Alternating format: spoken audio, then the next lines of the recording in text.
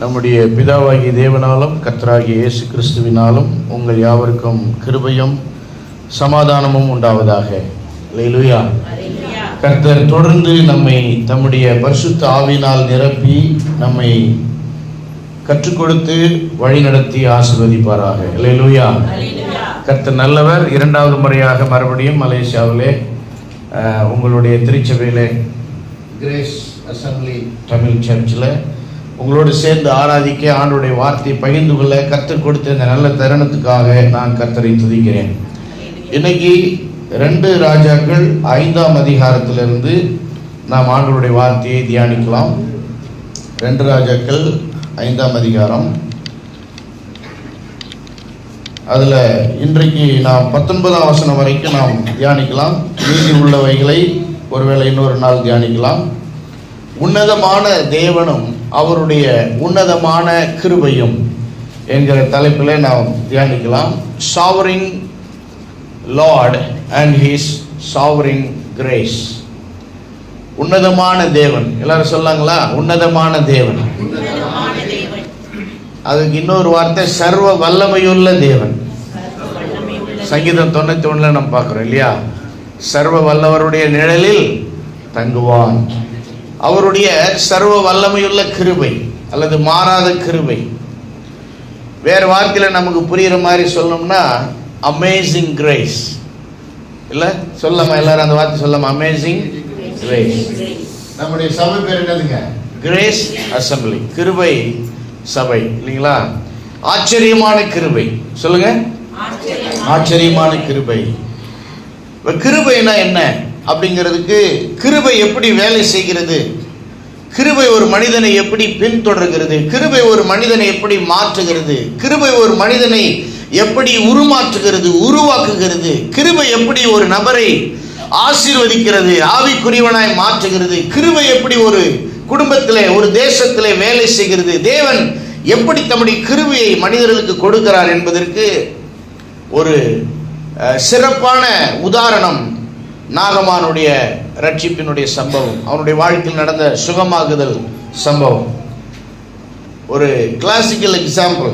ரொம்ப ஒரு உன்னதமான ஒரு அற்புதமான ஒரு உதாரணம்.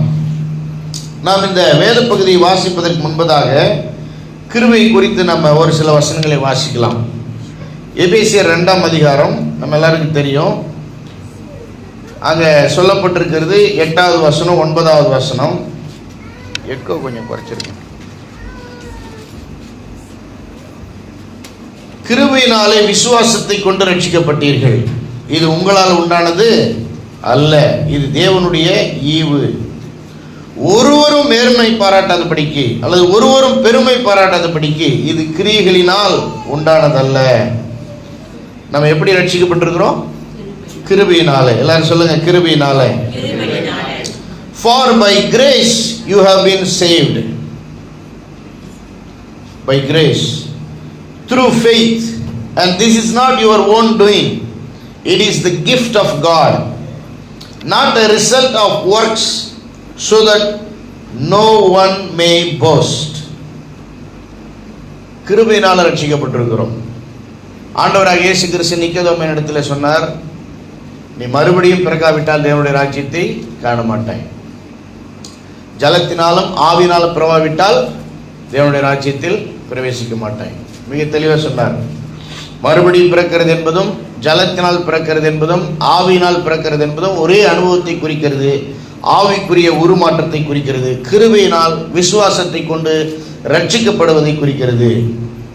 ஆண்டவர் நம்மை தெரிந்து கொண்டது கிருபை, ஆண்டவர் நம்மை பாதுகாத்தது கிருபை, ஆண்டவர் நம்மை அழைத்தது கிருபை, ஆண்டவர் நமக்கு மனம் திரும்புதலை விசுவாசத்தை கொடுத்தது கிருபை, ஆண்டவர் நமக்குள் கல்லான இருதயத்தை எடுத்து போட்டு புதிய சதையான இருதயத்தை கொடுத்தது கிருபை, ஆண்டவர் தம்மை நமக்கு வெளிப்படுத்தியது கிருபை, சத்தியங்கள் புரிந்தது கிருபை, பாவ மன்னிப்பை பெற்றது கிருபை, ரட்சிக்கப்பட்டது கிருபை, மறுபடியும் பிறந்தது கிருபை, பரிசுத்த ஆவியை பெற்றது கிருபை, வரங்களை பெற்றது கிருபை, கர்த்தரிடத்திலிருந்து எல்லா ஆசீர்வாதங்களையும் நாம் பெற்று அனுபவிப்பது கிருபை, அவருடைய உதவிகள், அவருடைய பாதுகாப்பு, அவருடைய வழிநடத்துதல்கள் கிருபை.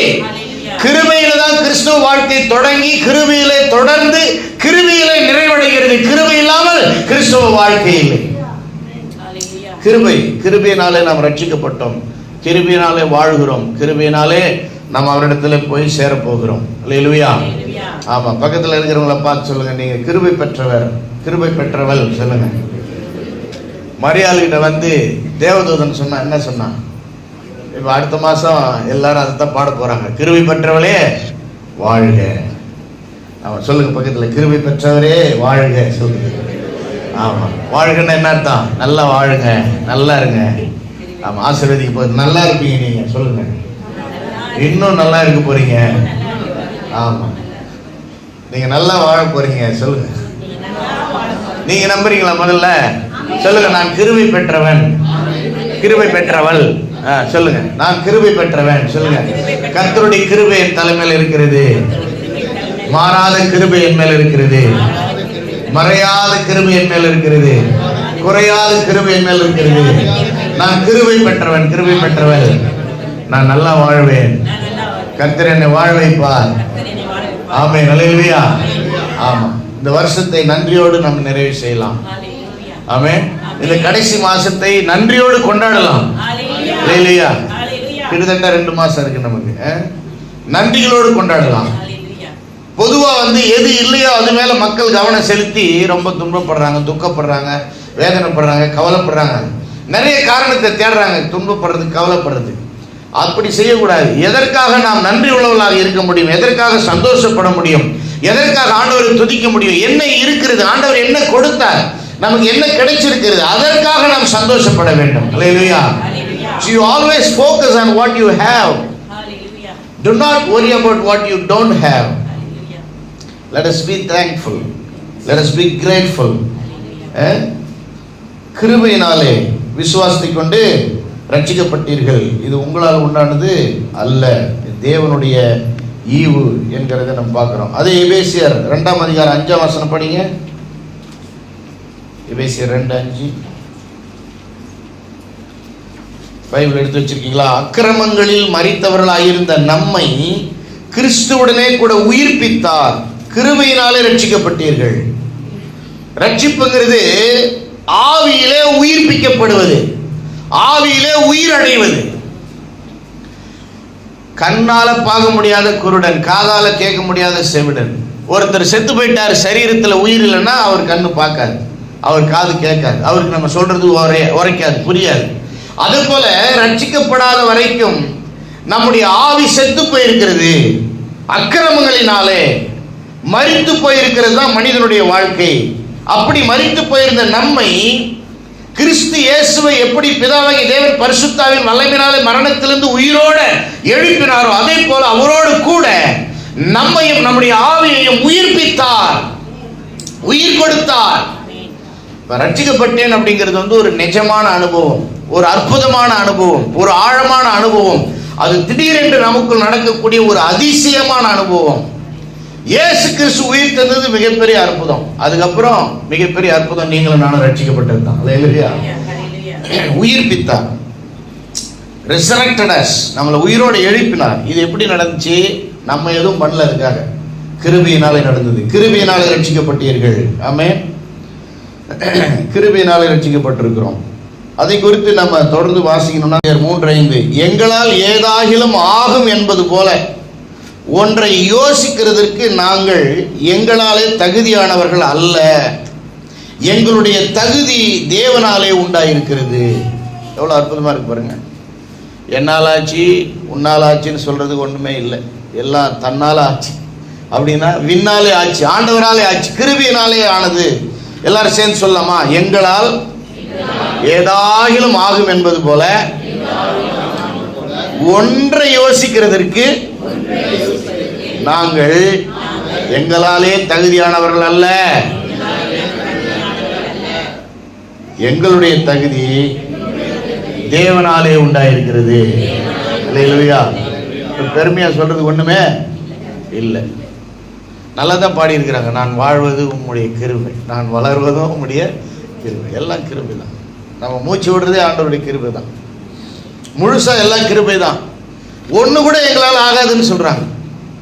யோசிக்கிறது கூட வாய்ப்பு இல்லை, யோசிக்க கூட கூடாது. இல்ல, கிறிஸ்தவனுடைய மிகப்பெரிய பிரச்சனை என்ன தெரியுங்களா? பெருமை.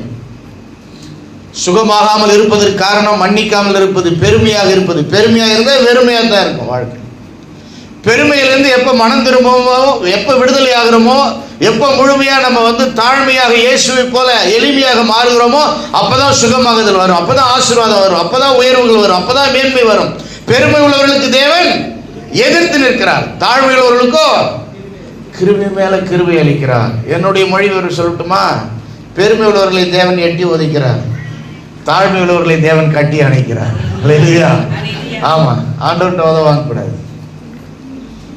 பெருமை தான் பெரிய பிரச்சனை. Charles C.H. ஸ்பர்ஜன்ங்கிற மிகப்பெரிய பிரசங்கியார், அவர் சொல்றாரு, சாகிறதுக்கு 10 நிமிஷம் முன்னாடி வரைக்கும் இந்த பெருமை போராடுமா, நம்ம கூட போகவே போகாதான், அப்பப்போ வந்துருமா. அப்போ கூட நம்ம மனம் திரும்ப வேண்டியது இருந்தால் ஒப்பு கொடுத்து அர்ப்பணித்து நம்ம ஆண்டவரிடத்தில் நம்மை தாழ்த்த வேண்டும். பெருமையிலிருந்து விடுதலை ஆகிட்டா நிறைய பிரச்சனை சரியாயிடும். பிசாசு விழுந்து போனது பெருமை. பெருமை மிகப்பெரிய பிரச்சனை. பெருமைக்கு இடம் கொடுக்கவே கூடாது. கிருபை உங்களுக்கு புரிய புரிய பெருமை மறைந்து விடும். கிருபை புரிஞ்சிச்சுன்னா நீங்கள் சொல்லுவீங்க, எங்களால் ஒன்றும் ஆகலைங்க, என்னால் எதுவும் ஆகலைங்க. இல்லை, நிறைய இடத்துல நம்ம பாராட்டுகளுக்கும் அங்கீகரிப்புக்கும் நம்ம போட்டி போடுகிறோம். கௌரவத்திற்கு நம்மளை கூப்பிட்டு பாராட்டுவாங்களா, உயர்த்துவாங்களா, முன்னால் சொல்லுவாங்களா, பெருமைப்படுத்துவாங்களா, கௌரவப்படுத்துவாங்களா, கனப்படுத்துவாங்களா? சில நேரத்தில் அப்படி பாராட்ட மறந்து விட்டாலோ நம்ம ரொம்ப புண்படுகிறோம். பண்பட்டவங்க புண்பட மாட்டாங்க, பண்படாதவங்க தான் புண்படுவாங்க. இல்லைங்களா? கர்த்தர் தான் எல்லாம் செய்கிறாரு, எல்லாம் பார்த்துக்கிறாரு, என்னால் ஒன்றும் கிடையாதுன்றது நமக்கு புரியும் பொழுது தான் அதெல்லாம் எதிர்பார்க்க மாட்டோம். பாராட்டாமல் இருக்கும்போது மனசு கஷ்டப்படுறோம். ஆண்டவர் இயேசு கிறிஸ்து சீசர்களுக்கு சொல்லி கொடுத்தாரு, நீங்கள் எல்லாத்தையும் செஞ்சு முடித்த பிறகு சொல்லுங்கள், நாங்கள் பிரயோஜனம் இல்லாத ஊழியக்காரர்கள், அப்பிரயோஜனமான யூஸ்லெஸ் சர்வன்ட்ஸ், செய்ய வேண்டியது தான் செஞ்சேன்னு சொல்லுங்க அப்படின்னு சொல்லி கொடுத்துட்டு போனார். இல்லைங்களா? கிருபை என்பது எல்லாரும் சொல்லுவாங்க, தகுதி இல்லாதவர்களுக்கு கொடுக்கப்படும் வெகுமதி அல்லது பரிசு, வரம். சொல்லுங்க, தகுதி இல்லாதவர்களுக்கு கொடுக்கப்படும் வெகுமதி, பரிசு, வரம்.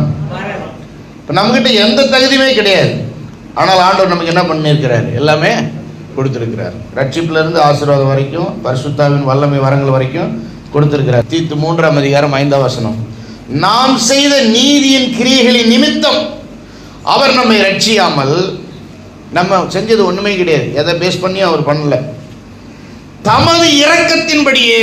இங்க இன்னொரு வார்த்தை வருது, கிருபை, அதை பத்தி தியானிக்கிறோம். இப்ப என்ன வருது? இரக்கம். இரக்கம். சொல்லுங்க, இரக்கம். அதுக்கு ஆங்கிலத்தில் mercy. ஆமா, பிரெஞ்சு பாஷையில நன்றின்னு சொல்றதுக்கு mercy. நான் இப்போ அமெரிக்காவிலேருந்து நேராக இங்கே தான் உங்கள் சர்ச்சுக்கு வந்திருக்கேன். நேற்றுக்கு தான் வந்தேன், அரைக்குறையாக கொஞ்சம் நேரம் தூங்கிட்டு ட்ரெயினை பிடிச்சி வந்திருக்கேன். 24 மணி நேரம் நான் பிரயாணப்பட்டு வந்தேன் கலிஃபோர்னியாவிலேருந்து. அதுக்கு முன்னால் கீஸ்டோன் அப்படிங்கிற இடத்துல சவுத் டக்கோட்டா ஸ்டேட்டில் 99 தலைவர்கள், மாணவர்கள் 23 நாட்டிலேருந்து வந்திருந்தாங்க. அவங்களோட ஒரு மாதம் அந்த பயிற்சியில் நானும் ஒரு கோச்சாக இருந்து அவங்களுக்கு வழி நடத்தி கற்றுக்கொண்டோம். அப்போ தான் இந்த வார்த்தையை நான் கற்றுக்கிட்டேன். அவங்க நன்றி சொல்கிறதுக்கு பதிலாக என்ன சொல்கிறாங்க ஃப்ரெஞ்சு பாஷையில்? மெர்சி. பக்கத்தில் சொல்லுங்களா, மெர்சி. ஆமாம், மெர்சின்னு ஆங்கிலத்தில் சொல்லும்போது இரக்கம், மனசு இறங்குறது, மனசு இறங்கி போடா அப்படின்னு விட்டுறது. இரக்கம் என்றால் என்ன அர்த்தம்? கொடுக்க வேண்டிய தண்டனையை கொடுக்காமல், நியாயமாய் கொடுக்க வேண்டிய நியாய தீர்ப்பை, தண்டனையை, ஆக்கினை தீர்ப்பை, வலியை, வேதனையை கொடுக்காமல், நியாயமாய் கொடுக்க வேண்டிய சாபத்தை, தண்டனையை, நஷ்டத்தை, வலியை, வேதனை, இழப்பை கொடுக்காமல், அந்த தண்டனையை, வலியை, வேதனையை தான் ஏற்றுக்கொண்டு, அந்த நஷ்டத்தை தான் ஏற்றுக்கொண்டு, அந்த தண்டனை இல்லை உனக்குன்னு சொல்லி விடுதலை பண்ணி விட்டு விடுவது, அனுப்பி விடுவது. மனசு இறங்கி தண்டிக்காம விடுறது, அதான் இரக்கம். மனசு இறங்கி தண்டிக்காம விடுவது தான் இரக்கம். அப்ப ஆண்டவர் எதனால ரட்சித்தார்? நம்ம ஜபம் பண்ணதுனாலயோ, உபவாசம் பண்ணதுனாலயோ, நம்ம ஒழுக்கமா இருந்ததுனாலயோ, நீதியா இருந்ததுனாலயோ, ஏதோ நல்லது செஞ்சதுனாலயோ, நாம் செய்த நீதியின் கிரியைகளின் நிமித்தம் அவர் நம்மை ரட்சியாமல், தமது இரக்கத்தின்படியே நம்ம மேல ஒரு மனசு இறங்கி நமக்கு கொடுக்க வேண்டிய தண்டனையை நமக்கு பதிலாக தம்முடைய குமாரனாகிய இயேசு கிறிஸ்துவின் மேல் கொடுத்து அவரை தண்டித்து மறு ஜென்மம் முழுக்கினாலும் அப்படின்னா முழுக்கு ஞானஸ்நானம் இல்லை, ஞானஸ்நானம்னாலே மூழ்கணும் தான், அது வேற. மறு ஜென்மத்திற்குள், ஜென்மம்னா பிறப்பு, மறு பிறப்புக்குள், மறு வாழ்க்கைக்குள் முழுமையாக கொண்டு வருவதனாலே, ரீஜெனரேஷன் அப்படின்னு ஆங்கிலத்தில் இருக்கு, by the work of the regeneration, புது பிறப்பு அடைய செய்வதனாலே. It is not active voice, it is passive voice. Grammar படி பார்த்தீங்கன்னா, நானா எனக்கு செஞ்சுக்கிட்டது இல்லை, இன்னொருத்தர் எனக்கு செஞ்சு விட்டது. செத்தவன் தானா எந்திரிக்க முடியாது, அவனுக்குள்ள ஒரு அற்புதம் நடந்தாதான் அவன் உயிர் பெற்று எழ முடியும். செத்தவன் எப்படி உயிரோடு எழுப்புவது ஒரு பெரிய அற்புதமோ, அதே போல ஆண்டவரை பற்றி புரியாமல் அறியாமல் இருந்த நாம் ரட்சிக்கப்பட்டது, மனம் திரும்பினது, விசுவாசித்தது இந்த உலகத்தில் மிகப்பெரிய அனுபவம். அதைத்தான் நாம் அனுதினமும் கொண்டாட வேண்டும். அதனாலதான் சங்கீதக்காரன் சொன்னான், நான் ரட்சிப்பின் பாத்திரத்தை எடுத்துக்கொண்டு உம்மை துதிப்பேன், ஏனென்றால் என்னை உயிர்ப்பித்திருக்கிறேன், ரட்சித்திருக்கிறேன். நான் ரட்சிக்கப்பட்டதே பெரிய ஆசீர்வாதம் தான். ஆமென். ரட்சிக்கப்பட்டவர்கள் ஆசீர்வதிக்கப்பட்டவர்கள், ஏனென்றால் ரட்சிக்கப்பட்டதே ஆசீர்வாதம் தான். அல்லேலூயா. இப்ப நம்ம ரட்சிக்கப்பட்டவங்களும் ஆசீர்வாதம் வருமா வராதான்னு யோசிச்சுட்டு இருக்கிறோம். உங்களுடைய தேவைகள் எல்லாம் சந்திக்கப்படும், அதுதான் ஆசீர்வாதம். ஆமென். உங்களுக்கு என்னது தேவை என்று உங்கள் பரமபிதா அறிந்திருக்கிறார், கண்டிப்பா கொடுப்பார். நீங்க ஆசைப்படுறதெல்லாம் வரும்ன்றது ஆசீர்வாதம் அல்ல. அப்படி பிரசங்கம் பண்றாங்க, அது தப்பு. நீங்க நினைக்கிறதெல்லாம் கிடைக்கும், கேட்கறதெல்லாம் கிடைக்கும்னு சொல்றாங்க, அது தப்பு. உங்கள் தேவைகள் சந்திக்கப்படும், அதுதான் ஆசீர்வாதம். அல்லேலூயா. இப்ப ஆசீர்வதிக்கப்படுவோமா இல்லையா? ஆசீர்வதிக்கப்பட்டுட்டோம். முக்கியமான ஆசீர்வாதம் என்ன? ரட்சிக்கப்பட்டதுதான் பெரிய ஆசீர்வாதம். பரிசுத்த ஆவியை பெற்றதுதான் பெரிய ஆசீர்வாதம். தேவனுடைய பிள்ளைகளாக இருப்பதுதான் பெரிய ஆசீர்வாதம். நித்திய ஜீவன் பெற்றிருப்பதுதான் பெரிய ஆசீர்வாதம். பரலோகத்தில் நாம் அவரோடு போய் வாழ போகிறோம் என்பதுதான் பெரிய ஆசீர்வாதம். ஆமென். அப்ப நம்மளை உயிரோடு எழுப்பி இருக்கிறார், மறு ஜென்மத்தில் மறு பிறப்பில் முழுமையாக கொண்டு வந்திருக்கிறார். அது எப்படி செஞ்சார்? பரிசுத்த ஆவியினுடைய புதிதாக்குதலினாலும் நம்மை ரட்சித்தார். பரிசுத்த ஆவியினால புதுசா மாத்திட்டார் பாருங்க நம்மளை. ஆமென். ஆமா, பரிசுத்த ஆவியினால நம்ம புதுசா மாத்திட்டார். தீத்து 3:5 முக்கியமான வசனம், அதை நீங்க மறக்கக்கூடாது. இந்த தீத்து 3:5 சொல்லப்பட்டிருக்கிற அந்த அனுபவத்தை நம்ம பார்க்கும் பொழுது, ஆண்டவர் அந்த முழுமையாக நம்மை ஆவியில புதிதாக்குகிறார்.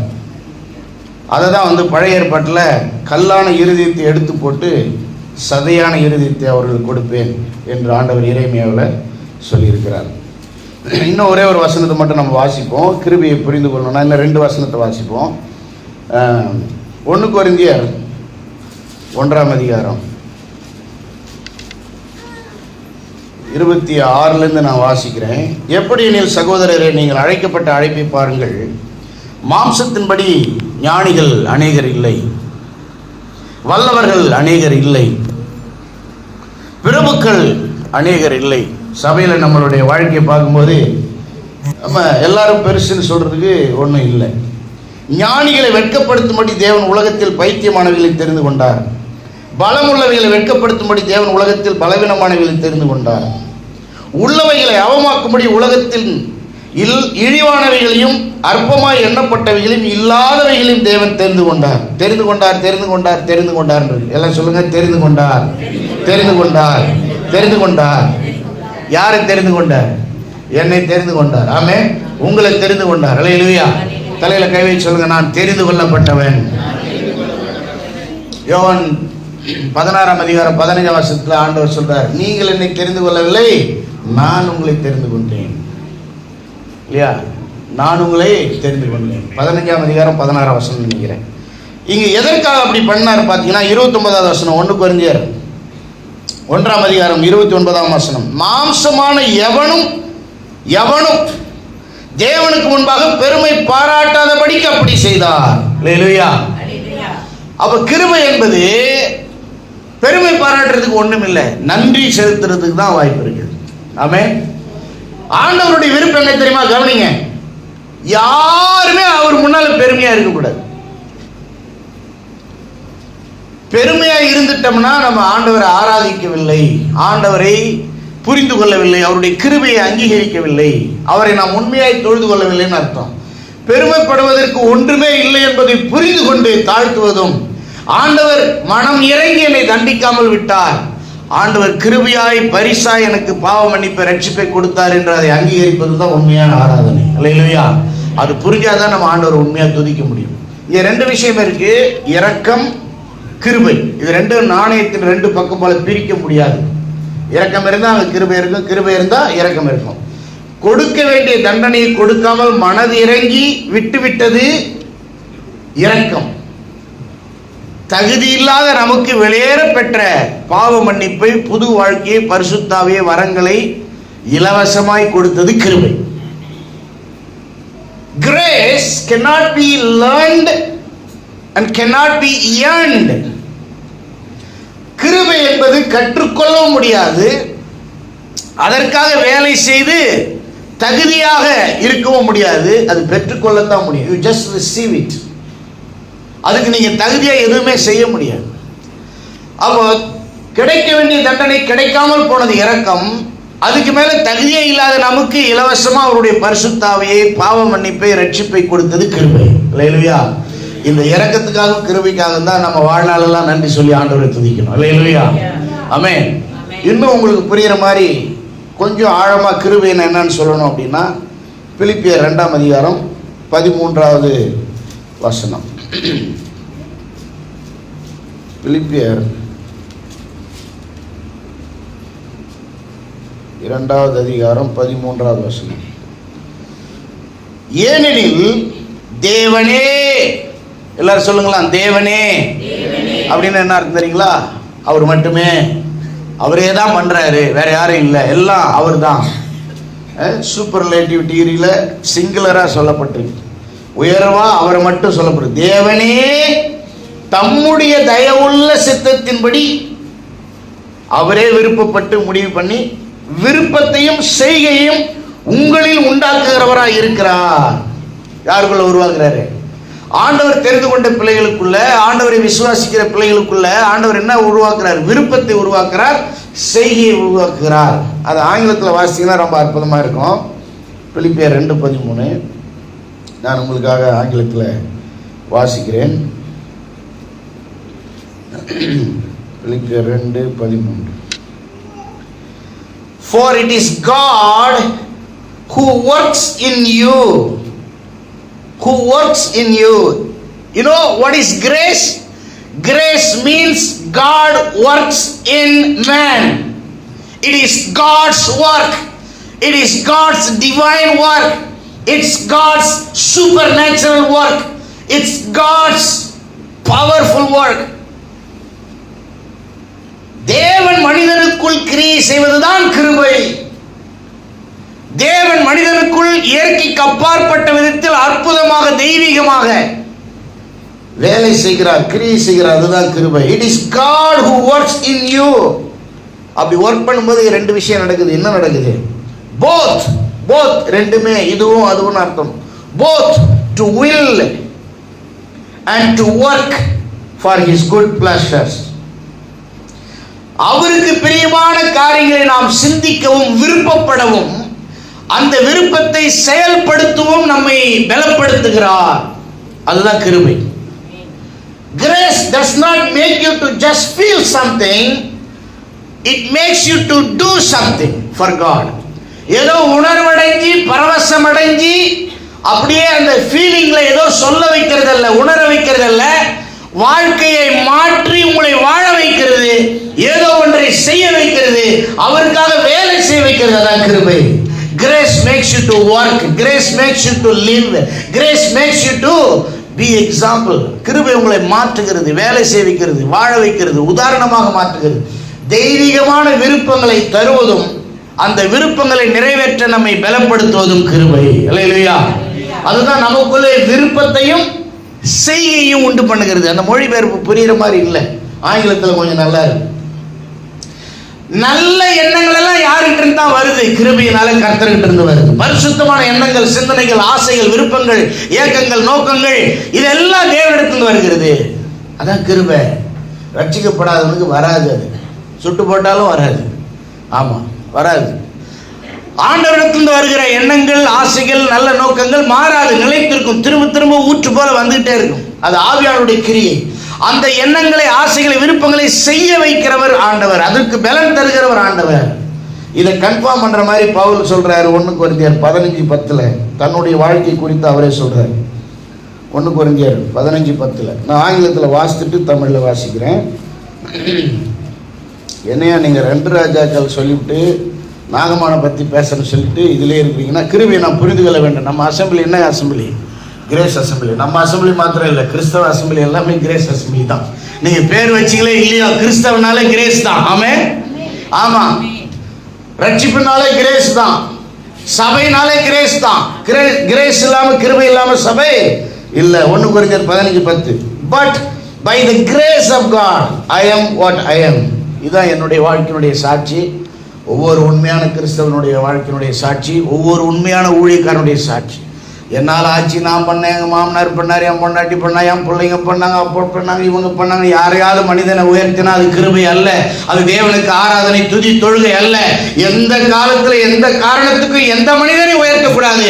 எல்லாவற்றுக்கும் எப்பொழுதும் தேவனையே உயர்த்த வேண்டும். சிந்தனையிலும் சொல்லிலும் செயலிலும் நம்முடைய நடவடிக்கையிலும் வாழ்க்கையிலும் அதுதான் ஆண்டவருக்கு ஆராதனை. அதுதான் நீரே எல்லாம்னு சொல்கிறோம். அதுதான் பாடுறது மட்டும் நீரே எல்லாம்னு சொல்லிவிட்டு எங்கள் மாமனும் எங்கள் மச்சானும் எங்கள் அப்பனும் எங்கள் அத்தாலும் எங்கள் சொந்தக்காரர் எங்கள் பாஸ்டர் அவர் செஞ்சாங்க இவங்க செஞ்சாங்க மனிதனை உயர்த்தினாங்க. ஒன்றும் இல்லை. அதுக்காக நன்றி இல்லாமல் இருக்கக்கூடாதுன்னு இல்லை, அங்கீகரிக்காமல் இருக்கக்கூடாதுன்னு இல்லை, பாராட்டுறது தப்பு இல்லை, பாவம் இல்லை. ஆனால் எந்த அளவுக்கு பண்ணுறோம் அப்படிங்கிறது ரொம்ப முக்கியம். தேவன் சமமாக யாரையும் பண்ணக்கூடாது, விக்கிரகாராதனை. ஆனால் சொல்கிறார், but by the grace of God I am what I am and his grace toward me was not in vain. On the contrary I worked harder than any of them, though it was not I, but the grace of God that is with me. தமிழில் நான் உங்களுக்கு வாசிக்கிறேன். பவுல் பாருங்க, அவரை மாதிரி ஊழியம் செஞ்சவர் உலகத்தில் கிடையாது.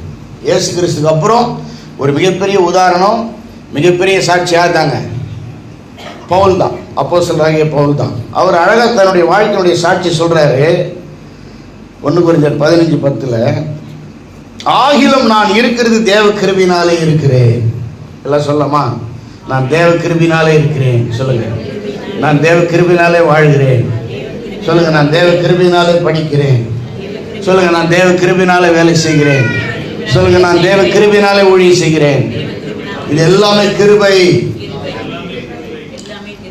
சொல்றாரு பாருங்க, அவர் எனக்கு அருளிய கிருபை விருதாவாகவில்லை, வேஸ்டா போகல, வீணாகவில்லை. அவர்கள் எல்லாரிலும் நான் அதிகமாய் பிரயாசப்பட்டேன். யாரு? பவுலுக்கு முன்னால ரட்சிக்கப்பட்டவங்க 12 சீடர்கள், அதுக்கப்புறம் இருந்த 70 பேர், அங்க மேல் வீட்டு அறையில கூடி ஆராதிச்ச 120 பேர் பரிசுத்தாவை பெற்றுக் கொண்டவர்கள். ஒரே நேரத்தில் 500 பேருக்கு இயேசு கிறிஸ்து காட்சி கொடுத்தாரு. அவருக்கு முன்னால ஒரு 500 பேர் இருக்கிறாங்க. அவர்கள் எல்லாரையும் காட்டிலும் நான் அதிகமா பிரயாசப்பட்டிருக்கிறேன், வாழ்ந்திருக்கிறேன், உழைச்சிருக்கிறேன், கஷ்டப்பட்டிருக்கிறேன், ஊழியம் செஞ்சிருக்கிறேன், சாதிச்சிருக்கிறேன், தியாகம் பண்ணியிருக்கிறேன். ஆனா அது என்னால நடக்கல. என்ன சொல்றார்? ஆகிலும் நான் அல்ல, என்னுடனே இருக்கிற தேவ கிருபையே அப்படி செய்தது. அல்லேலூயா. அப்ப கிருபை பவுலுக்குள்ள அந்த அர்ப்பணிப்பை கொடுத்தது, தியாகத்தை கொடுத்தது, விருப்பத்தை கொடுத்தது, ஆசையை கொடுத்தது, நோக்கத்தை கொடுத்தது, ஏக்கத்தை கொடுத்தது, பரிசுத்தத்தை கொடுத்தது, தீவிரத்தை கொடுத்தது, நல்ல எண்ணங்களை சிந்தனைகளை கொடுத்தது, அதை செய்ய வைத்தது. கிருபையினாலே இது உண்டானது, கிருபையினாலே முடிந்தது. இது எனக்குள்ளே வாசமாக இருந்த கிருபை, நான் அல்ல, கிருபையே அப்படி செய்தது. அல்லேலூயா. சொல்ல முடியுமா? எல்லாரும் சொல்லலாமா? ஆகிலும் நான் அல்ல, என்னுடனே இருக்கிற தேவ கிருபையே எல்லாம் செய்கிறது. அல்லேலூயா. இப்ப நம்ம பழைய ஏற்பாட்டுக்கு போயிடலாம். இந்த கிருபைக்கு உதாரணமாக கடைசியாக நான் உங்களுக்கு சொல்லணும்னா மார்க் 2:22, ஒருவனும் புதிய திராட்சரசத்தை பழந்துருத்திகளில் வார்த்தைக்க மாட்டான். யார் அந்த புதிய திராட்சரசம்? எது புதிய திராட்சரசம்? இயேசுதான் புதிய திராட்சரசம். கிருபையும் சத்தியமும் நிறைந்தவராய் நமக்குள்ளே வாசம் பண்ணினார். இயேசுவின் மூலம் கொடுக்கப்பட்ட கிருபை தான் புதிய திராட்சரசம். கிருபையின் சுவிசேஷம் தான் புதிய திராட்சரசம். கிருபையின் பரிசுத்த ஆவியானவர் தான் புதிய திராட்சரசம். புதிய உடன்படிக்கையினுடைய உபதேசம் தான் புதிய திராட்சரசம். அல்லேலூயா. அதுக்கு நாம் எப்பொழுதும் ஆயத்தமாக இருக்க வேண்டும். இப்போ நம்ம 2 ராஜாக்கள் 5ஆம் அதிகாரத்துக்கு போயிடலாம். சீரிய ராஜாவின் படைத்தலைவனாகிய நாகமான் என்பவன் தன் ஆண்டவரிடத்தில் பெரிய மனுஷனும் எண்ணிக்கை உள்ளவனுமாய் இருந்தான். அவனை கொண்டு கர்த்தர் சீரியாவுக்கு ரட்சிப்பை கட்டளிட்டார். மகா பராக்கிரமசாலியாகிய அவனோ குஷ்டரோகியாக இருந்தான். நாகமான் யாரா இருந்தான்? குஷ்டரோகியாக இருக்கிறான். நாகமான் தான் ஒவ்வொரு மனிதனுக்கும் உதாரணமாக இருக்கிறார். அவன் பாருங்க, அவன் உடம்பெல்லாம் வெள்ளையாக குஷ்டமாக இருக்கு. அவன் எவ்வளோ மூடி மறைச்சணுமோ மறைச்சிருப்பான். முதல் கோட்டை அவன் தான் கண்டுபிடிச்சிருப்பானான்னு தெரியல. எல்லாத்தையும் மறைக்கணும்ல. சாக்ஸ் போட்டு, கையில் க்ளவுஸ் போட்டு, கோட்டை போட்டு, பேண்ட்டை போட்டு, என்னென்ன தான் போட முடியுமோ அந்த முகம் மட்டும் தவிர மீதி எல்லாத்தையும் மறைச்சிருப்பான். ஏன்னா வெளியே தெரிஞ்ச அசிங்கம் இல்லை. மனிதர்கள், இயேசுவை அறியாதவர்கள், ரட்சிக்கப்படாதவர்கள் எல்லாரும் அப்படித்தான் இருக்கிறார்கள். இந்த குஷ்டம் என்பது ரட்சிக்கப்படாத நிலைமையை காட்டுகிறது, பாவத்தன்மையை காட்டுகிறது, இயேசு இல்லாத வாழ்க்கையை காட்டுகிறது. அந்த காலத்தில் குஷ்டரோகத்துக்கு மருந்தே கிடையாது. இந்த பாவத்தை தீர்ப்பதற்கு இயேசுவை தவிர வழியே கிடையாது. அவன் எவ்வளோ பெரிய ஆளாக இருந்தான், முப்படை தளபதியாக இருந்தான், படைத்தலைவன். தன்னுடைய ஆண்டவரிடத்தில் அப்படின்னா அந்த ராஜா, நாட்டு ராஜா கிட்ட பெரிய மனுஷன், பெரிய ஆளாக இருந்தான், மரியாதைக்குரியவனாக இருந்தான். எண்ணிக்கை உள்ளவனா மரியாதைன்னு அர்த்தம், கணம். அந்த நாட்டு ராஜாவே அவனை ரொம்ப மதிச்சான். கர்த்தர் அவனை பயன்படுத்துறார். கர்த்தர் அவனை சீரியா தேசத்தினுடைய விடுதலைக்காக, அவனுடைய வெற்றிக்காக பயன்படுத்துகிறார். மகா பராக்கிரமசாலி.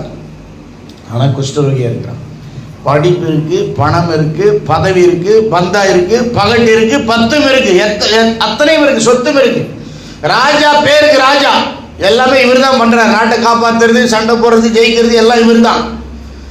பேருக்கு ஆசீர்வாதம் போடுறதுக்கு, முத்திரை போடுறதுக்கு ராஜா, அவ்வளவுதானே தவிர எல்லாம் இவர் தான் பண்றாரு. ஒரு நாடே அவரால் தான் இருக்குது. ஆனா அவனுக்கு குஷ்டம் இருக்கு. இன்னைக்கு உலகத்தில் அநேக மக்கள் அப்படிதான் இருக்கிறாங்க. பணம் இருந்தாலும், படிப்பு இருந்தாலும், வசதி இருந்தாலும், வாழ்க்கையில எல்லாம் இருந்தாலும் நிம்மதி இல்லை, சமாதானம் இல்லை, ரட்சிப்பு இல்லை, பாவ மன்னிப்பு இல்லை, பரிசுத்தாவி இல்லை, மெய்யான ஆத்ம சுகம் இல்லை. அப்படிதான் இருக்கிறாங்க. எல்லாம் மறைச்சு வச்சுட்டு இருக்கிறாங்க. 2வது வசனம், அது முதல் வசனத்தில் பாருங்க. சீரியாவுக்கு, அந்த சீரியா தேசத்துக்கு ரட்சிப்புனா பாதுகாப்பு, எதிரிகளிட்ட இருந்து பாதுகாப்பு, பாவ மன்னிப்பாக ரட்சிப்பு அங்கே சொல்லவில்லை. கர்த்தர் கட்டளையிட்டார். யார் யாரை பயன்படுத்தினது? கர்த்தர் விக்கிரகாராதனை பண்ணக்கூடிய நாட்டில் இருக்கக்கூடிய படைத்தளபதியை பயன்படுத்தி அந்த நாட்டுக்கு விடுதலை கொடுத்திருக்கிறார், வெற்றி கொடுத்திருக்கிறார். அப்படின்னா என்ன அர்த்தம்? கர்த்தர் யாரை வேணாலும் பயன்படுத்துவார், எப்படி வேணாலும் பயன்படுத்துவார், யாரை வச்சு வேணாலும் என்ன வேணாலும் செய்வார். ஏன்னா அவர் சர்வ வல்லமையுள்ள தேவன். அல்லேலூயா. அதனால தான் நான் சொன்னேன், உன்னதமான தேவன். அல்லேலூயா. உன்னதமான தேவன். எல்லா கரங்களை வச்சு சொல்லாம உன்னதமான தேவன் அப்படின்னு என்ன அர்த்தம்? இங்க பாருங்க, உயரம், மலை உயரம் சொல்றோம் இல்லையா? மலைக்கு போனோம்னா உச்சி சொல்றோம், இல்லைங்களா? உச்சாங்கலைன்னு சொல்றோம் இல்லையா? உயரம், உச்சம். இந்தியாவில் வந்து மாநிலத்தில் இருக்கிற கோர்ட்டுக்கு பேர் வந்து ஹைகோர்ட்டுன்னு பேர். உயர் நீதிமன்றம், உயரத்தில் இருக்கிற நீதிமன்றம். நேஷனல் லெவலில், இந்தியா அளவில், ஸ்டேட் லெவல் வந்து ஹைகோர்ட்டு. நேஷனல் லெவல் போனீங்கன்னா சுப்ரீம் கோர்ட், உச்ச நீதிமன்றம், உச்சம். அதுக்கு மேலே எதுவும் இல்லை உலகத்தில்ன்ற மாதிரி அந்த நாட்டில் எதுவும் இல்லை. அதுக்கு மேலே இருக்கிறது பேர் தான் உன்னதம். அல்லேலூயா. சொல்லுங்க, உயரம், உச்சம். கையை கொஞ்சம் காட்டுங்க, கீழே காட்டுங்க. உயரம் எவ்வளவு தூரம் உயர்த்த முடியுமோ காட்டுங்க. உச்சம் கொஞ்சம் எக்கி சொல்லுங்க, உன்னதம். பரலோகம் வரைக்கும், அதுக்கு மேல யாருமே இல்லை. உன்னதமான தேவன். எல்லாம் அவர் காலு கீழே தான் இருக்கிறது. உங்களுக்கு இன்னொரு ரகசியத்தை சொல்லட்டுமா? எபேசியர் புத்தகத்தில் வாசித்தீங்கன்னா, சரீரமாகிய சபைக்கு கீழே தான் உலகத்தில் எல்லாமே இருக்கிறது. ஆமென். சரீரமாகிய சபைக்கு யார் தலை? இயேசு கிறிஸ்து தலை. யார் அதில் மெம்பரா இருக்கிறாங்க? நீங்களும் நானும் மெம்பரா இருக்கிறோம். நம்ம சர்ச்சில் பாஸ்டர் இல்லைங்களாங்க, இயேசு இருக்கிறாருங்க. ஆமென். ஆமா, பாஸ்டர் ஆண்டவர் அழைப்பார். உங்களே கூட ஒருத்தர் பாஸ்டராக கூட வரலாம், ஆண்டவர் தெரிந்தெடுக்கலாம், அழைக்கலாம். அது ஆண்டவருடைய அழைப்பு. பாஸ்டர் ஆகிறது, தீர்க்கதரிசி ஆகிறது, சுவிசேஷகர் ஆகிறது, மேய்ப்பர் போதகர் ஆகிறது, அப்போஸ்தலர் ஆகிறது வந்து ஆண்டவருடைய அழைப்பு. மனிதர்கள் கமிட்டி போட்டுலாம் தேர்ந்தெடுக்க முடியாது. பைபிள் காலேஜ் படித்ததுனால யாரும் பாஸ்டர் ஆக முடியாது. ஏதோ பணம் இருக்குது, வசதி இருக்குது, படிப்பு இருக்குது, அறிவு இருக்குது, பாட தெரியுது, அதெல்லாம் ஆக முடியாது. அவர் சிலரை அப்போஸ்தலராகவும், தீர்க்கதரிசியாகவும், மேய்ப்பராகவும், போதகராகவும், தீர்க்கதரிசியாகவும் தெரிந்து கொண்டார். யார் தான் தேர்ந்தெடுக்கணும்? ஆண்டவர் தான் தேர்ந்தெடுக்கணும். ஆண்டவர் தேர்ந்தெடுக்கும் போது தேர்ந்தெடுப்பார், அவ்வளவுதான். அல்லேலூயா. சபைக்கு தலைவர் இயேசு கிறிஸ்து. இயேசு இருக்கிறார்ல இங்க. ஆமென். என் நாமத்தினால 2 பேர் 3 பேர் எங்கே இருக்கிறீங்களோ அவர் நடுவில் இருக்கிறேன். அப்ப இயேசு இருந்தா போதும், சபைதான். ஆமென். அல்லேலூயா. ஆமா, இந்த சபைக்கு கீழே தான் எல்லாமே இருக்கிறது. அப்படின்னா உங்களுக்கும் எனக்கும் கீழே தான் இந்த உலகத்தில் இருக்கிற எல்லா அதிகாரமும் இருக்கிறது. அல்லேலூயா. எல்லாமே நம்ம காலுக்குள்ள தான் இருக்கு. ஏனென்றால் உன்னதமான தேவன் நம்மோடு கூட இருக்கிறார், நமக்குள்ள இருக்கிறார். இந்த தேவன் இவரை பயன்படுத்தி இருக்கிறார். இன்னைக்கு அமெரிக்காவில் ட்ரம்ப் ஜெயிச்சிருக்கிறார். அவர் முழு கிறிஸ்தவரா, மனந்திரம்ன கிறிஸ்தவரா, ரட்சிக்கப்பட்ட கிறிஸ்தவரா, சீசரா, அதெல்லாம் நமக்கு தேவையில்லை. சீரியா தேசத்தில் ரட்சிக்கப்படாத நாட்டுக்கு விடுதலை கொடுக்கறதுக்கு, ஜெயம் தருவதற்கு நாகமான ஆண்டவர் பயன்படுத்தினது போல யாரை வேணாலும் பயன்படுத்தலாம். இன்னைக்கு ட்ரம்பை பயன்படுத்தலாம், நம்ம நாட்டில் கூட ரட்சிக்கப்படாதவங்க கூட பயன்படுத்தலாம். யாரை கொண்டும் கர்த்தர் தம்முடைய பிள்ளைகளுக்கு என்ன செய்யணுமோ அதை செய்வார், தம்முடைய மக்களுக்கு என்ன செய்யணுமோ செய்வார். ஆட்சிகளை மாற்றுவார், காட்சிகளை மாற்றுவார். ஏனென்றால் எல்லாவற்றையும் ஆளுகை செய்கிறார் நம்முடைய தேவன். அல்லேலூயா. நீங்க வாசித்தீங்கன்னா தானியேல் 4ஆம் அதிகாரம் 25ஆம் வசனம், 35ஆம் வசனம், 17ஆம் வசனம். இப்போ நம்ம வாசிக்கிறது நேரம் இல்லை. வானத்துக்கு சேனைகளையும் பூமியின் குடிகளையும் நம்முடைய தேவன் வழி நடத்துகிறார். அவருடைய கரத்தை பிடித்து என்ன செய்கிறீர் என்று யாரும் கேட்க முடியாது. இல்லையா? வானத்தில் யாருடைய ஆட்சி? இயேசுநாதர் ஆட்சி தான். பூமியில் யாருடைய ஆட்சி? இயேசுநாதருடைய ஆட்சி தான். அங்கேயும் அவர் தான் பாஸ், இங்கே தான் அவர் தான் பாஸ். அவர் ஒரே ஆள் தான் பாஸ், அவர் ஒரே ஆள் தான் மாசு. ஆமென். ஆமா, அவர் ஒருத்தர் இருந்தாலே எல்லாமே அவர் கால் தூசு. ஆமா, இயேசு அவர் தான் பாசு, அவரே மாசு, எல்லாம் அவர் கால் தூசு. அவரை பத்தி நீ பேசு. ஆமென், சோதரம். அப்ப இந்த நாகமான ஆண்டவர் பயன்படுத்தினார், அந்த நாட்டுக்கு விடுதலை கொடுத்தார். நமக்கு நேரம் முடியும் போது படிச்சு முடிச்சிடலாம். சிரியாவிலிருந்து தண்டுகள் புறப்பட்டு, தண்டுகள்னா இராணுவம், அந்த நாட்டிலிருந்து புறப்பட்டு இஸ்ரவேல் தேசத்திலிருந்து ஒரு சிறு பெண்ணை சிறைப்பிடித்து கொண்டு வந்திருந்தார். இஸ்ரவேல் தேசம் ரட்சிக்கப்பட்ட மக்கள், ஆண்டவர் மக்கள், தேவனுடைய செய்தி பெற்றவங்க, வெளிப்பாடு பெற்றவங்க. அங்கே தீர்க்கதரிசிகள் இருக்கிறாங்க, அங்கே தேவாலயம் இருக்குது, அங்கே எல்லாம் இருக்கிறாங்க இல்லையா? அங்கே ஆண்டவரை தொழுது கொள்றாங்க. அங்கிருந்து ஒரு ஆண்டவர் பிள்ளையை சிறைப்பிடிச்சு கொண்டு வராங்க. இது ப்ரொமோஷனா டி ப்ரொமோஷனா? Depromotion. உயர்வு இல்லை. வெளிநாட்டுக்கு வேலை கழிச்சு போனால் பரவாயில்ல உயர்வு. வெளிநாட்டில் அடிமையாக போனால் ஆமாம். நம்ம யாராவது சர்ச்சில் சாட்சி சொல்லுமா, என் மகளை ஆண்டவர் அரபு தேசத்துக்கு உரிமை இல்லாத அடிமையாக ஆண்டவர் விட்டு கொடுத்தார். கர்த்தருக்கு ஸ்தோத்திரம். கர்த்தர் எல்லாத்தையும் செய்கிறார். அதை நம்ம யாரும் தடுக்க முடியாது. கர்த்தர் செஞ்சால் நல்லதுக்கு தான் செய்வார். இது எப்படியாவது நன்மையாக முடிவு பண்ணுவார் நான் நம்புகிறேன். அது என்ன நமக்கு புரியல, கர்த்தர் பார்த்துக்கொள்வார். சொல்லுவோமா? சந்தோஷமா சொல்லுமா? பணம் இழந்தால் அதை சந்தோஷமாக சொல்லுவோமா? வாய்ப்பு இழந்தால் சந்தோஷமாக சொல்லுவோமா? வசதி இழந்தால் சந்தோஷமாக சொல்லுவோமா? சொல்ல மாட்டோம். இந்த பெண் தன் ஜனத்தை விட்டு, இனத்தை விட்டு, மொழியை விட்டு, கலாச்சாரத்தை விட்டு, உணவை விட்டு, ஊரை விட்டு, உறவை விட்டு, எல்லாத்தையும் விட்டு, உரிமையை இழந்து, பாஸ்போர்ட்லாம் எடுத்து போகலாங்க, பாஸ்போர்ட் இல்லாமலே போகிறாங்க, அடிமையாக போகிறாங்க, ஒன்றுமில்லாமல் போகிறாங்க. ஒன்றுமில்லாமல் போய் அங்கே இருக்கிறாங்க. இந்த மாதிரி சூழ்நிலையில் அந்த பொண்ணு என்ன பண்ணணும்? துக்கமாக இருக்கணும், கவலைப்படணும், அழுகணும், ஜெபம் பண்ணணும். இந்த நாட்டிலேருந்து எப்படியாவது காப்பாற்றுங்க ஆண்டவரேன்னு சொல்லணும். இல்லைன்னா கொஞ்சம் பேர் சொல்கிற மாதிரி எங்கே இருக்கிறீங்க ஆண்டவரே, கண் இருக்கா, காது இருக்கா, மூக்கு இருக்கான்னு கேட்கணும் இல்லையா? கடவுளே இல்லைன்னு சொல்லி நம்பிக்கை இல்லாமல் போகணும். அப்படிப்பட்ட ஒரு சூழ்நிலை. ஆனால் அந்த பெண் என்ன பண்ணுற பாருங்க, அவள் நாகமானின் மனைவிக்கு பணிவிடை செய்து கொண்டிருந்தாள். அடிமையாக இருக்கிறான், வேலைக்காரியாக இருக்கிறான், உரிமை இல்லாமல் இருக்கிறான், எல்லாத்தையும் எழுந்துட்டு வந்தா. அதுக்கப்புறம் எழுதுறதுக்கு ஒன்றுமே இல்லை. ஆனாலும் அவள் நன்றி உள்ளவளாக இருந்தா. ஏன் தெரியுமா? கிருபை அவளுக்குள் வேலை செய்து கொண்டிருந்தது. தேவனுடைய தேர்ந்தெடுப்பு, தேவனுடைய கிருபை. 3வது வசனம், அவள் தன் நாச்சியாரை பார்த்து, என் ஆண்டவன், அதாவது நாகமான், சமாரியாவில் இருக்கிற தீர்க்க தரிசனத்தில் போவாரானால் நலமாயிருக்கும், அவர் இவருடைய குஷ்டரோகத்தை நீக்கி விடுவார் என்றால். என்ன சொல்றாவ? ஆண்டவரை பற்றி பேசுறான். என்ன சொல்றாவ? ஊழியக்காரங்களை பற்றி பேசுறான். என்ன சொல்றாவ? சபையை பற்றி பேசுறா. ஆண்டவருடைய பிள்ளைகளை பற்றி பேசுறா. என்ன சொல்றாவ? சுகமாகுதல், வல்லமையை பற்றி பேசுறா. ஆவிக்குரிய காரியங்களை பற்றி பேசுறா. தேவனுடைய மகத்துவங்களை பற்றி பேசுறா. இப்போ அவளுக்கு குறை இருக்கா இல்லையா? பிரச்சனை இருக்கா இல்லையா? நம்மளையும் அவளையும் கொஞ்சம் ஒப்பிட்டு பாருங்க. நம்ம சின்ன சின்னதெல்லாம் பெரிய குறையா பேசிட்டு இருக்கோம். அவளுக்கு வாழ்க்கையே மொத்தம் குறையா இருக்கு, ஒன்றுமே இல்லை. அடிமையாக இருந்து அப்படியே அடிமையை செத்து போக வேண்டியதான். அவர் தன்னுடைய குறையை பார்க்கவில்லை. என் தேவன் ஜீவனுள்ள தேவன், என் ஜனம் தேவனுடைய ஜனம், என்னுடைய ஊழியக்காரர்கள் என்னுடைய நாட்டில் இருக்கிறார்கள். நான் நம்புகிற நம்பிக்கை உண்மையான நம்பிக்கை, நான் வணங்குகிற தேவன் உண்மையான தேவன். இது உண்மையான ஒரு சத்தியம்.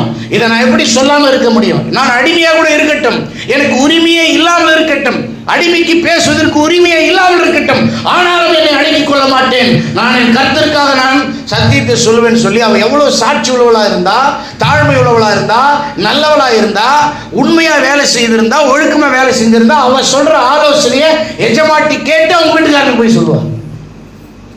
எங்க இருந்தாலும் ஆண்டவரை பற்றி சொல்லிட்டே இருக்கணும், அதுதான் ஆராதனை. எங்க இருந்தாலும் ஆண்டவரை பற்றி பேசிட்டே இருக்கணும், அதுதான் ஆராதனை. எங்க இருந்தாலும் இயேசுவை பற்றி பேசணும். Talk about Jesus wherever you are, in whatever situation you are. That is worship. அதுதான் ஆராதனை. ஞாயிற்றுக்கிழமை மாத்திரம் இயேசுவை கூப்பிடுறது ஆராதனை இல்லை, எல்லா நேரத்திலையும் ஆண்டவரை கூப்பிடணும். நான் ட்ரெயினில் வந்துட்டு இருக்கும்போது தேங்க்யூ ஜீசஸ்ன்னு சொன்ன பிறகு ஐயோ யாருக்கெல்லாம் புரியும் தெரியல, நம்மளை கண்டுபிடிச்சிட போகிறாங்க. சில நேரத்தில் இந்த எண்ணம் வருது இல்லை, கண்டுபிடிச்சா என்ன, நம்ம ஆண்டவர் பிள்ளைன்றதை மாற்ற முடியுமா? என்ன மாற்றவே முடியாது. அவள் ஊழியம் செஞ்சான், சுவிசேஷம் சொன்னான், மிஷினரியாக இருந்தான். எங்கே இருந்தாலும் ஊழியத்துக்கு வாய்ப்பு இருக்குது. இருக்கிற இடத்துல ஆண்டவரை பற்றி பேசுங்க, வேலை செய்கிற இடத்துல ஆண்டவரை பற்றி பேசுங்க. வேலையை கெடுக்கிற மாதிரி நான் பேச சொல்லலை, அடுத்தவங்களை தொந்தரவு பண்ணுற மாதிரி பேச சொல்லலை. நீங்கள் டீ குடிக்கும் போதோ நீங்கள் பேசும்போதோ உங்கள் சாட்சி உங்களுக்குள் நடந்ததை சொல்லுங்கள், உங்களுக்கு தெரிஞ்சதை சொல்லுங்கள், புரிஞ்சதை சொல்லுங்கள். இயேசுவை பற்றி பேசுங்க. ஆமென். இயேசுவை பற்றி பேசுவது உங்களையும் ஆசீர்வதிக்கும், அதை கேட்கிறவர்களையும் ஆசீர்வதிக்கும். அல்லேலூயா. இயேசுவை பற்றி பேசுவது உங்களையும் மாற்றும், அதை கேட்கிறவர்களையும் மாற்றும். ஒரு வார்த்தை, ஒரு சின்ன பெண்ணுடைய ஒரு சின்ன ஊழியம் பெரிய மாற்றத்தை கொண்டு வந்தது. அதே போல் 4வது வசனம், அவள் போய் அவங்க வீட்டுக்காரன்ட்ட என்னென்ன மாதிரி சொன்னான்னு சொன்னான். 5வது வசனம், அவன் போய் ராஜா கிட்ட சொன்னான். ராஜா என்ன பண்ணார், நான் லெட்டர் தரேன் அந்த நாட்டு ராஜா கிட்ட போய் நீ சொல்லுப்பான்னு சொல்லி அவன் வெகுமதிகள்லாம் தன் கையில் எடுத்துக்கொண்டான். 10 தாலந்து வெள்ளி, 6000 சேக்கல் நிறை பொண்ணு, 10 மாற்று வஸ்திரம். இஸ்ரவேல் ராஜா கிட்ட போய் அந்த நிருபத்தை கொடுத்தான். 6வது வசனம், அவன் அதை படிச்சுட்டு அதில் எழுதியிருக்கிறான், இந்த நிருபத்தை என்னுடைய ஊழியக்காரன் நாகமான் கொண்டு வருவான், நீர் அவனுடைய குஷ்டரோகத்தை நீக்கி விடும்படி உம்மிடத்தில் அனுப்புகிறேன்னு எழுதியிருக்குது. 7வது வசனம், ராஜா அதை படிச்சுட்டு வஸ்திரத்தை கிழிச்சுக்கிறான். ஒரு மனுஷனுடைய குஷ்டரோகத்தை நான் எப்படி நீக்க முடியும்? நான் என்ன கடவுளா? கொல்லவும் உயிர்ப்பிக்கிறதுக்கு நான் என்ன கடவுளா? எனக்கு இந்த அதிகாரம் கிடையாது. என்கிட்ட சண்டைக்கு வர்றதுக்காக விரோதம் தேடி இந்த எதிரி நாட்டு ராஜா, சிரியா ராஜா இப்படி லெட்டர் கொடுத்துருக்கிறான்னு சொல்லி புலம்புறான். இதை தன்னுடைய ஊழியக்காரன் கேள்விப்படுறார், ஆண்டவருடைய ஊழியக்காரர். 8வது வசனம், ராஜா வஸ்திரங்களை கிழித்து கொண்டார் என்ற அந்த செய்தியை தேவனுடைய மனுஷன் ஊழியக்காரன் எலிசா கேட்டபோது அவர் என்ன சொல்றாரு, நீங்க ஏன் சட்டையை கிழிச்சுக்கிறீங்க? அவன் என்கிட்ட வரட்டும், இங்கே ஒரு தீர்க்கதரிசி இருக்கிறார் என்பதை அறிந்து கொள்ளட்டும் என்று ஆள் அனுப்புகிறார். ஊழியக்காரன் தன்னை மறைத்து கொள்ளவில்லை, தன்னை வெளிப்படுத்துகிறார். நாட்டில் என்ன நடக்குதுன்னு தெரியுது, ஜென்ரல் நாலேஜோடு இருக்கிறார். அந்த நாட்டிலேருந்து இந்த நாட்டுக்கு தளபதி வந்திருக்காரு, லெட்டர் வந்திருக்கு, அங்கே ஏதோ ஒன்று உரையாடல் நடக்குது. நான் ஊழியக்காரன் பைபிள் மட்டுமே படிப்பேன் கூடாது, நாட்டில் நடக்கிறதையும் படிக்கணும், நாட்டில் நடக்கிறதுக்காக ஜெபிக்கணும், அதோட சம்மந்தப்பட்டிருக்கணும். அதில் நம்மளை ஆண்டவர் என்ன செய்ய சொல்கிறாருன்னு சொல்லி சம்மந்தப்படணும். நம்ம தேசத்துக்காக ஜெபித்தோம், இஸ்ரேலுக்காக ஜெபித்தோம், ரொம்ப முக்கியமானது. சொல்லி அனுப்பின உடனே நாகமான் குதிரைகளோடு ரதத்தோடு, நல்ல கவனிங்க, முக்கியமான பாயிண்ட்டு, எலிசா வீட்டு வாசற்படியிலே நின்றான். உள்ளே போக மாட்டேங்கிறான். பெருமை, கௌரவம், அகங்காரம், ஆணவம், திமிரு எல்லாம் அவனை பணிய விடாமல், குனிய விடாமல், உள்ளே போக விடாமல் அப்படியே வர பண்ணிக்கிறான். என்கிட்ட பணம் இருக்குது, வெள்ளி இருக்குது, என்கிட்ட வெகுமதி இருக்குது, ஆடை இருக்குது, ஆள் இருக்குது, படை இருக்குது, படை சூழ நிற்கிறான் பாருங்க. அப்பொழுது எலிசா ஜெபம் பண்ணி ஆண்டவர்கிட்ட கேட்டு வழிநடத்தும்படி செய்கிறார்.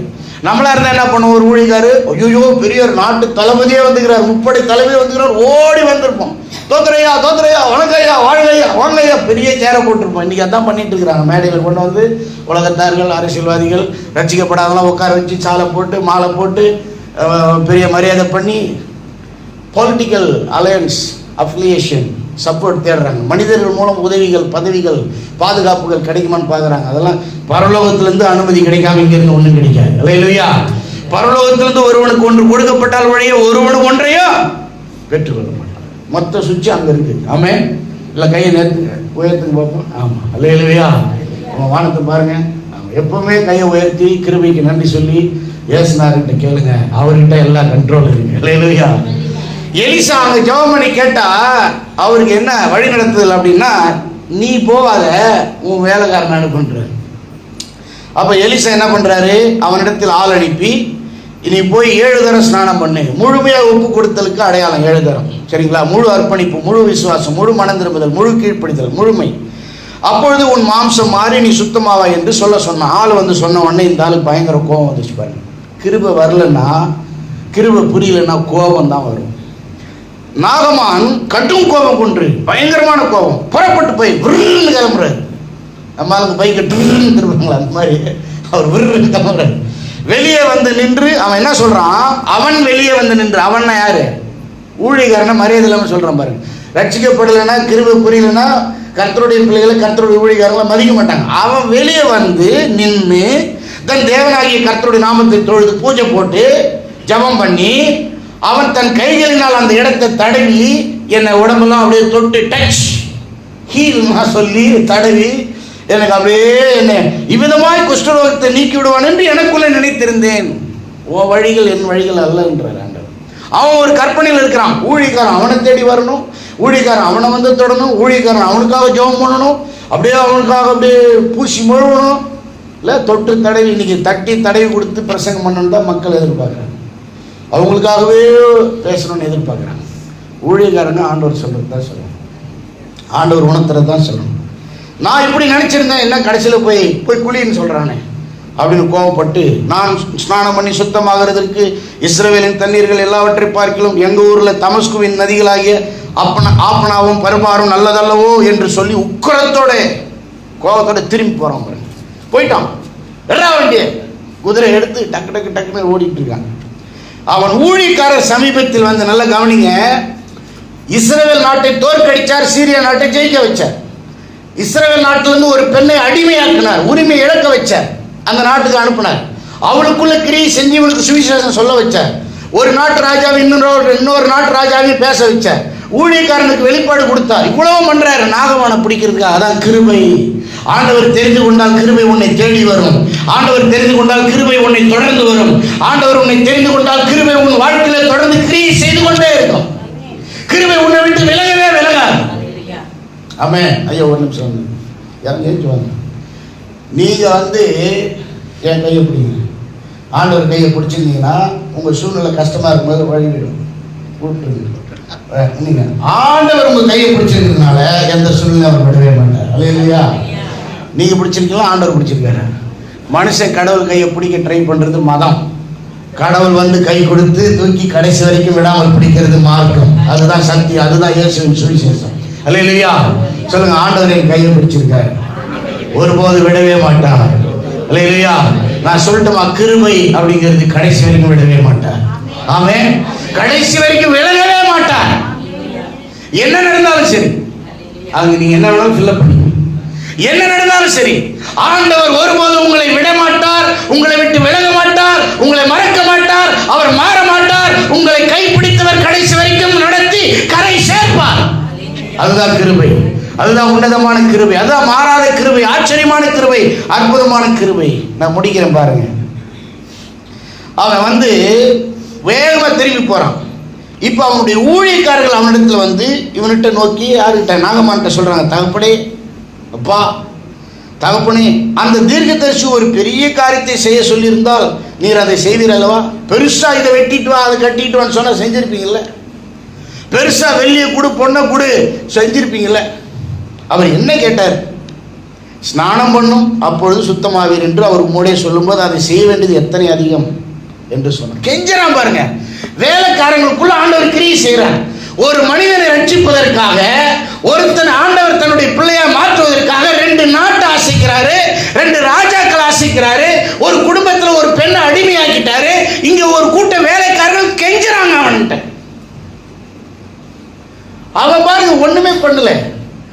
பவுல் வந்து கிறிஸ்தவர்களை கொல்வதற்கு அனுமதி கொடுத்தான், அதை வேடிக்கை பார்த்தான், அதை பாதுகாத்தான். கிறிஸ்தவர்களை அழிக்கிறதே குறிக்கோளாக கங்கணம் கட்டிக்கொண்டு அவன் விருப்பத்துக்கு தமஸ்கு போய் கொண்டிருந்தான். அவன் ஆண்டவரை தேடவே இல்லை. சத்தியத்தை அவன் ஆராய்ச்சி பண்ணல. எனக்கு தெரியும், நான் படிச்ச படிப்பு எங்க பைபிள் கரெக்ட்னு நினைச்சிட்டு இருந்தான். கர்த்தர் அவனை சந்தித்தார், மாற்றினார். அல்லேலூயா. ஆபிரகாம் ஆண்டவரை தேடவில்லை, கர்த்தர் அவனை தேடி வந்து அழைத்தார். ஆதாம் பாவம் பண்ணிட்டு மனம் திரும்பி மன்னிப்பெல்லாம் கேட்கவில்லை, ஓடி ஒளிந்து கொண்டான். கர்த்தர் அவனை தேடி வந்தார், அழைத்தார், ரட்சித்தார். கர்த்தரே தேடி வருகிறார், கர்த்தரே தொடர்ந்து வருவார், கர்த்தர் நம்மை முழுமையாக ரட்சிப்பார். அல்லேலூயா. நம்மை ரட்சிக்கிற ஆரம்பமும் அவர்தான், தொடர்ந்து நடத்துகிற தொடர்ச்சியும் அவர்தான், அதை நடத்தி முடிக்கிறவரும் அவர்தான். விசுவாசத்தை தொடங்குகிறவரும் முடிக்கிறவரும் இயேசுதான். கெஞ்சுறாங்க பாருங்க. உடனே அவன் இறங்கி 14ஆம் வசனம், கிருபை உள்ள வந்தா மனசு இறங்கும். கர்த்தர் மனம் இறங்கினால் உன் மனமே இறங்கும், மனம் மாறும், மனம் திரும்புறான் பாருங்க. 14ஆம் வசனம், அப்பொழுது அவன் இறங்கி தேவனுடைய மனுஷன் வார்த்தையின்படியே யோர்தானில் 7 தரம் முழுகின பொழுது மனம் திரும்புகிறான். அவன் சொன்ன வார்த்தையை விசுவாசிக்கிறான், முழுமையாக கீழ்ப்படுகிறான். அவன் மாம்சம் ஒரு சிறு பிள்ளையின் மாம்சத்தை போல மாறி அவன் சுத்தமானான். அல்லேலூயா. எப்படி அவ்வளோ குஷ்டமும் அற்புதமும் மாறி குழந்தையை போல அவன் உடம்பு மாறிச்சோ, அதே போல அவ்வளவு பாவமும் மாறி நம்ம பரிசுத்தவான்களா இயேசுவை போல பரிசுத்தமா மாறுவதுதான் ரட்சிப்பு. அல்லேலூயா. நீதிமானம் ஆக போறோமா, ஆயிட்டோமா? நமக்குள்ள மனம் திரும்புதல் வந்த பொழுதே, விசுவாசம் வந்த பொழுதே நாம் நீதிமானாகி விட்டோம். அல்லேலூயா. நம்ம மனம் திரும்பி விசுவாசித்த பொழுதே, ரட்சிக்கப்பட்ட பொழுதே பரிசுத்தமாகி விட்டோம். இயேசுக்குள் இருந்த அதே பரிசுத்தம் நமக்குள் வந்து விட்டது. 1 கொரிந்தியர் 1:31 கடைசி வசனம் சொல்கிறது, அவரே நம்முடைய ஞானம், அவரே நம்முடைய நீதி, அவரே நம்முடைய பரிசுத்தம், அவரே நமக்கு எல்லாம். அல்லேலூயா. கையை உயர்த்துங்க, தலைமையில் வைங்க, சொல்லுங்க, இயேசுவே என் ஞானம், இயேசுவே என் நீதி, இயேசுவே எனது பரிசுத்தம், இயேசுவே எனக்கு எல்லாம். நல்ல கவனிங்க. என்னை பாருங்க, 3-4 வருஷம் தியாலஜி படிச்சவங்களுக்கு புரியாத கூட நான் உங்களுக்கு சொல்ல போறேன். நல்ல கவனிங்க. இயேசு பிறந்தாரு, சிலுவையில் மரித்தார். அது வரைக்கும் அவர் ஒரு பாவமும் பண்ணாமல் பரிசுத்தமாக வாழ்ந்தார், நீதியாக இருந்தார், நியாயப்பிரமாணம் எல்லாம் நிறைவேற்றினார். இயேசு பிதாவை திருப்திப்படுத்தினார், பிதாவுக்கு கீழ்ப்படிந்தார். பூரணமான கீழ்ப்படிதல், முழுமையான பரிசுத்தம், சுத்தமான நீதி அவர் வாழ்க்கையில் இருக்கு. சிலுவைக்கு வர்றாரு, பிதாவுக்கு கீழ்ப்படிங்க. நம்ம பாவத்தெல்லாம் தூக்கி இயேசுவின் மேலே பிதா போட்டார். அதுக்கான தண்டனை அவர் வாங்கிட்டார். அவர் வாழ்ந்த வாழ்க்கை நீதி, பரிசுத்தம், கீழ்ப்படிதல் இன்னும் கணக்கில் இருக்கு. நம்ம கணக்கு முடிச்சிட்டார். அவருடைய கணக்கில் இருக்கிற நீதி எடுத்து கிருபை பெற்றவர்களுக்கு, தெரிந்து கொள்ளப்பட்டவர்களுக்கு, விசுவாசிக்கிறவர்களுக்கு, மனம் திரும்புறவர்களுக்கு ஆண்டவர் கொடுத்துக்கிட்டே இருக்கிறார். அதான் சுவிசேஷம். அல்லேலூயா. இயேசு மரித்ததினாலே நம்மேல் உள்ள பாவம் அவர் மேல் சுமத்தப்பட்டு, கணக்கு தீர்க்கப்பட்டு, தண்டனை அகற்றப்பட்டது. இப்ப என்ன பாவின்னு சொல்ல வேண்டிய நிலைமை இருந்துச்சு. நான் பாவியா பிறந்தேன், பாவம் செஞ்சேன், என் பாவம் இயேசுவின் மேல் போடப்பட்டு தீர்க்கப்பட்டு முடிஞ்சு போச்சு. இப்ப நான் குற்றமற்றவன் ஆயிட்டேன். நல்ல கவனிங்க. I became only innocent by Jesus propitiation, atonement, death on the cross. How I become righteous and holy? நான் என் மேல உள்ள குற்றமும் பாவமும் சாபமும் நீக்கப்பட்டதனாலே, இயேசு எனக்காக தண்டிக்கப்பட்டதனாலே, அவருடைய பாவ நிவாரண பலியினாலே, அவருடைய பிராயச்சித்த பலியினாலே நான் குற்றமற்றவனாக தான் மாறி இருக்கேன். பரிசுத்த நீதி எங்கிருந்து வருது? என்கிட்ட பரிசுத்தம் இல்லையே, நீதி இல்லையே, குற்றம் மாறிடுச்சு, சாபம் மாறிடுச்சு. இப்ப எம்டியா இருக்கிறேன், காலியா இருக்கிறேன். என்கிட்ட இருந்ததெல்லாம் பாவம், சாபம், குற்றம், அக்கிரமம், அநியாயம்.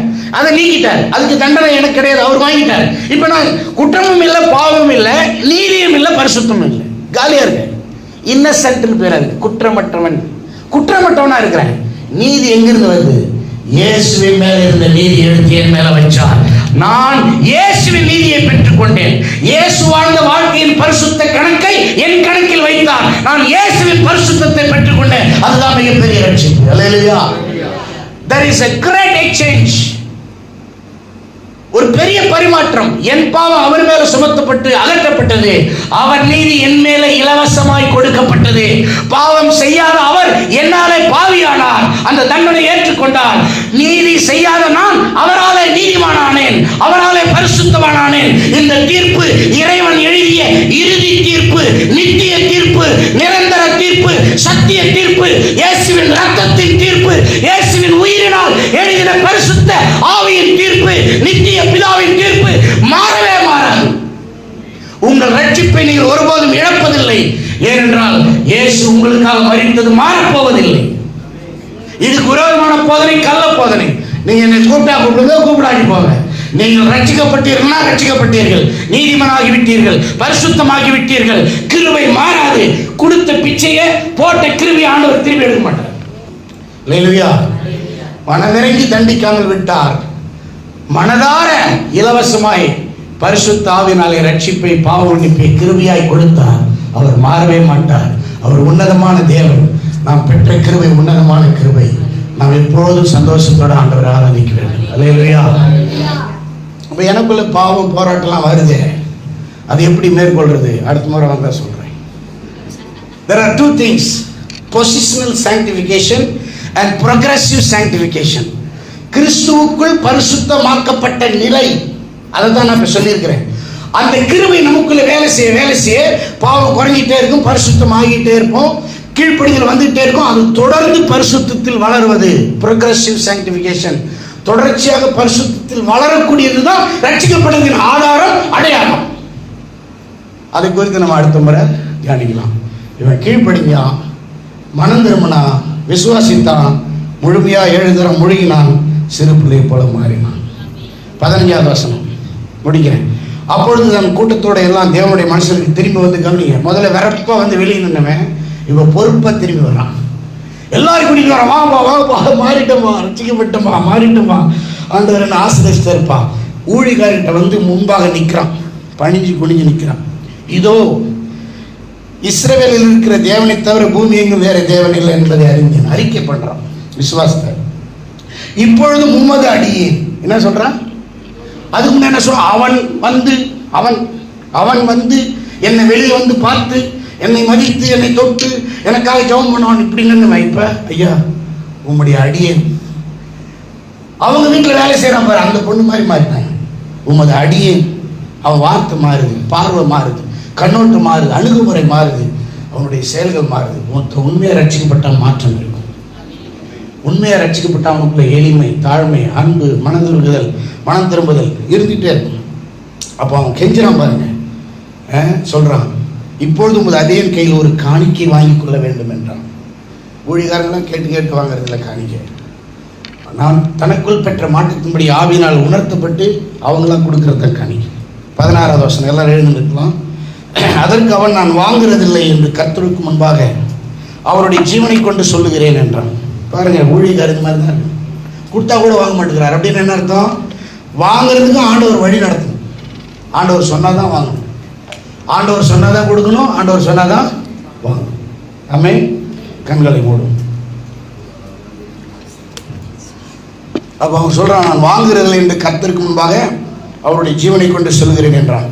அவன் வாங்க வேண்டும் என்று அவனை வருந்தினாலும் கெஞ்சிறான். இதாங்க பிடிங்க காணிக்க திணிக்கிறான். தட்டுதல் பண்ணிவிட்டான், தட்டிட்டான்.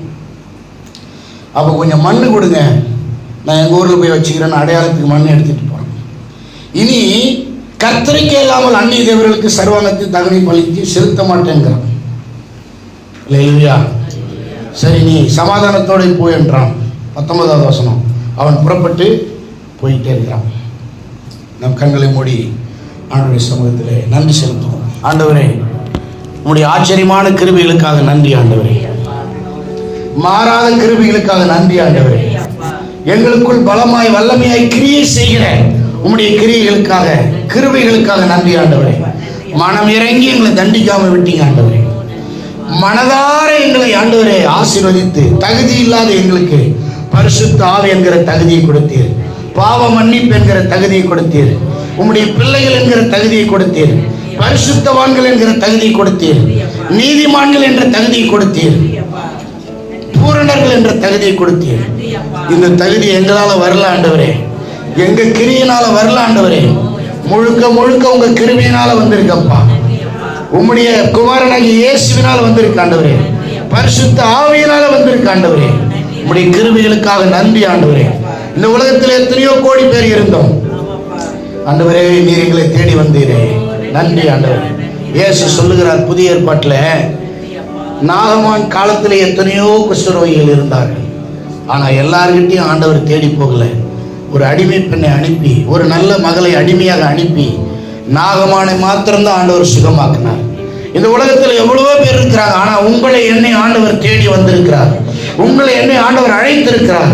உங்களை என்னை ஆண்டவர் தொற்றிருக்கிறார். உங்களை என்னை ஆண்டவர் ரட்சித்திருக்கிறார். உங்களுக்கு எனக்கு ஆண்டவர் பரிசுத்தாவை கொடுத்திருக்கிறார். உங்களுக்கு எனக்கு நீதி பரிசுத்தத்தை கொடுத்திருக்கிறார். இதுதான் பெரிய ஆசீர்வாதம். ரட்சிக்கப்பட்டவர்கள் ஆசீர்வதிக்கப்பட்டவர்களா என்பது கேள்வி அல்ல. ரட்சிக்கப்பட்டவர்கள் தான் ஆசீர்வதிக்கப்பட்டவர்கள். ரட்சிப்பு தான் ஆசீர்வாதம். இயேசுவின் நீதி கிடைத்தது, இயேசுவின் பரிசுத்தம் கிடைத்தது, இயேசு நமக்கு கிடைத்தது தான் ஆசீர்வாதம். நல்ல பிதாவே, இயேசுவின் நாமத்திலே என்னையும் எங்கள் எல்லாரையும் உம்முடைய சமூகத்திலே மறுபடியும் காணிக்கையாக ஒப்பு கொடுக்கிறோம். மற்றற்ற கிருபைக்காக, ஒப்பற்ற கிருபைக்காக, ஆச்சரியமான கிருபைக்காக, மாறாத கிருபைக்காக நன்றி ஆண்டவரே. Thank you Lord for the amazing grace. You are so amazing Lord, we worship you. உன்னதமான தேவனே, உம்முடைய உன்னதமான கிருபைக்காய் நன்றி செலுத்தி எங்களை எப்பொழுதும் உமக்கு காணிக்கையாய் கொடுக்கிறோம். இயேசுவின் நாமத்தில் நன்றி செலுத்துகிறோம் நல்ல பிதாவே, ஆமென்.